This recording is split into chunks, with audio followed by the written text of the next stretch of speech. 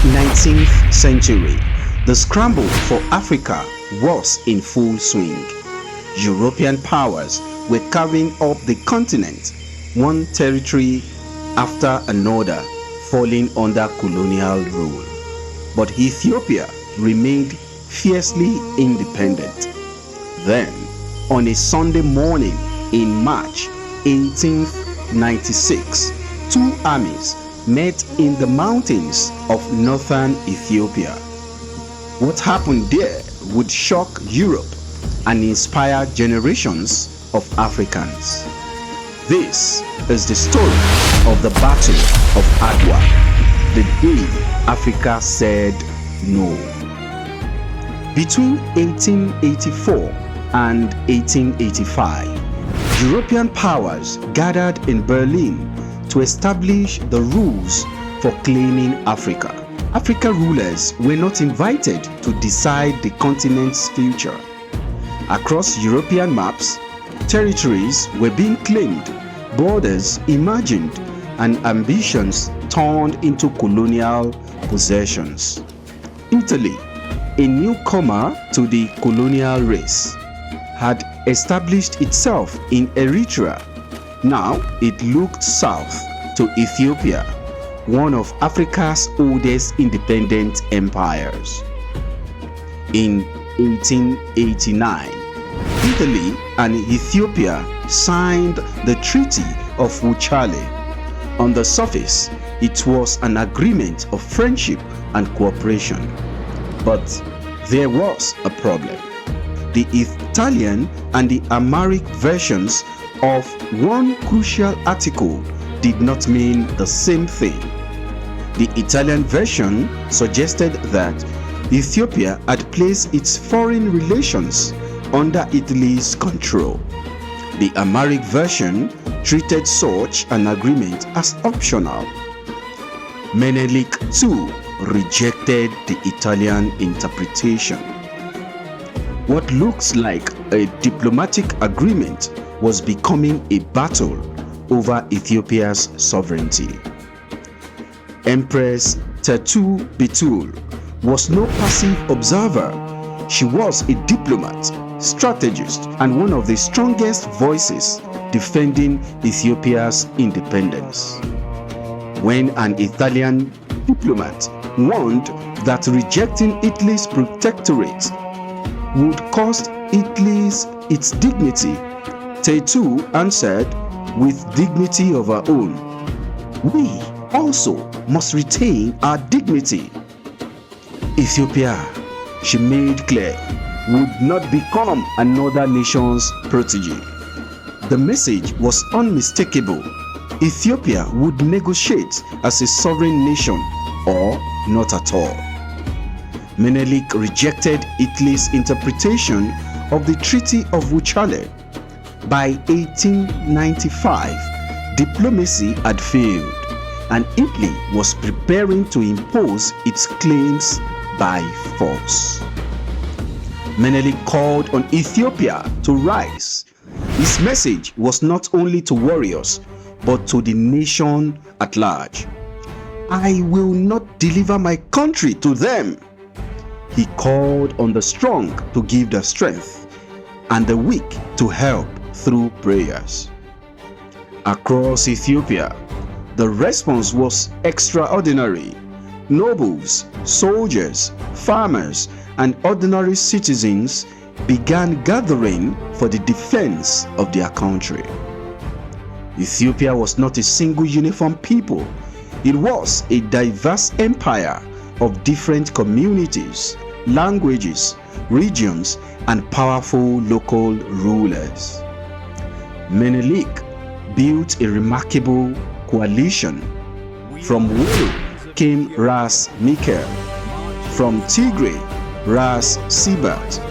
Oromo forces marched under Ras Wali, and Ras Gebeyehu would join them, only to die on the battlefield of Adwa. From across the empire, these forces converged, bringing thousands of soldiers, horses, rifles, spears, and supplies. By the time the army gathered, tens of thousands of Ethiopians were marching towards the same battlefield. On the other side, Italy's forces were advancing under General Orete Batari, governor of Eritrea. His army numbered roughly 14,000 to 20,000 men, including Italian soldiers and Eritrean askari, backed by artillery and modern European weapons. But technology could not solve every problem. The army struggled with difficult terrain, unreliable maps, stretched supply lines, and shortages of food and water. Barateri was advancing into a country his army barely understood, and somewhere ahead, Menelik was waiting. On the night of 28th February 1896, General Barateri faced a difficult choice. His commanders were divided, and some urged caution. Then came pressure from Rome. Italian Prime Minister Francesco Crispi demanded decisive action. Barateri chose to advance.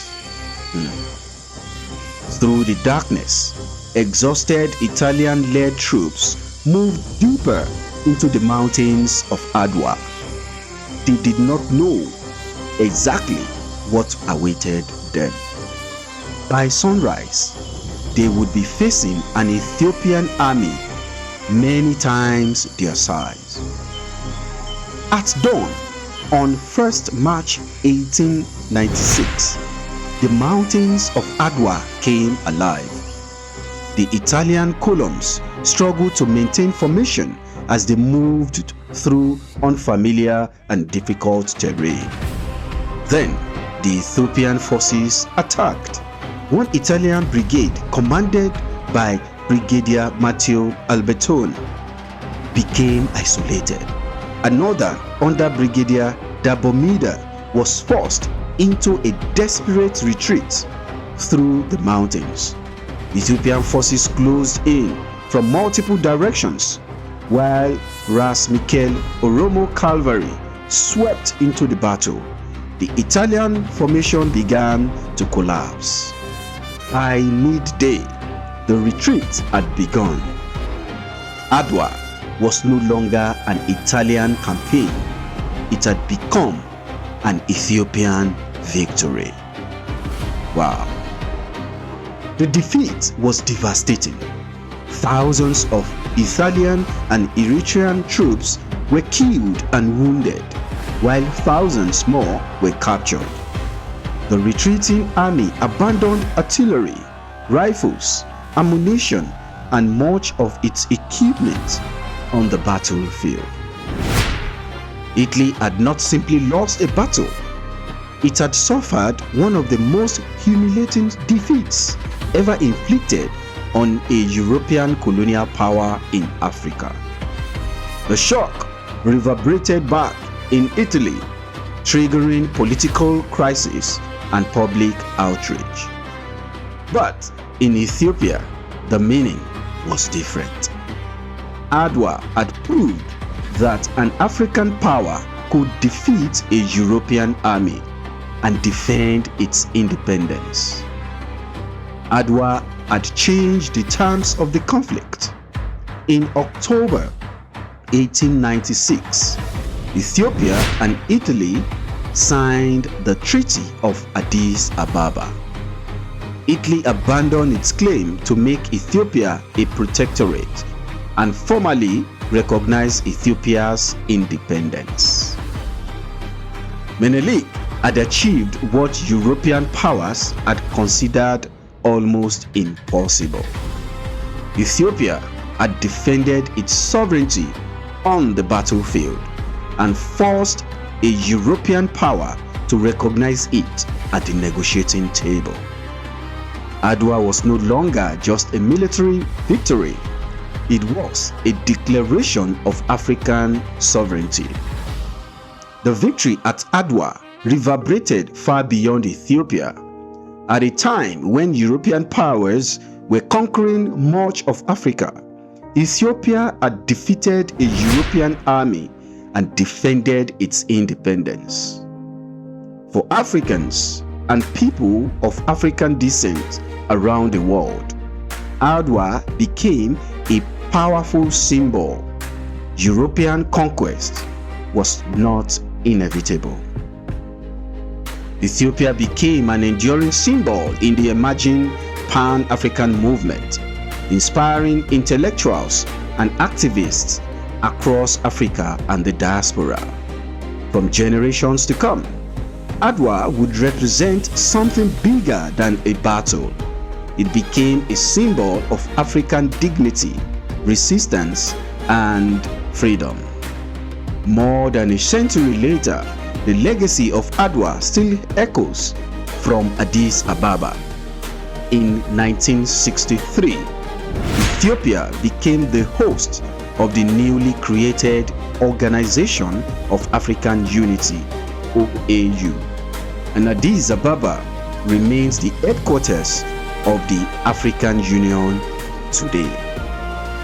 From the battlefield of Adwa to the halls of African diplomacy, the symbolism is powerful.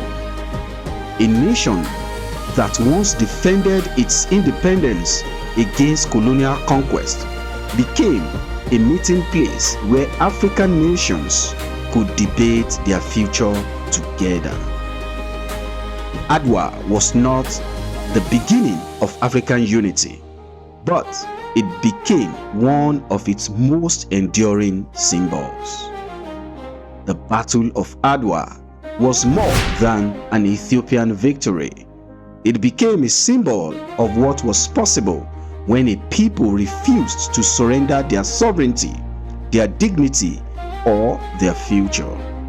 Adwa reminded the world that African nations were not powerless and that colonial conquest was not inevitable. The lesson is simple. Africa does not need permission to rise. Africa has always had the strength to stand. This has been the Battle of Adwa, the story of the day Ethiopia stood against an empire. And this has been Ayanfe Chronicles, telling the African stories the correct way. See you in the next episode.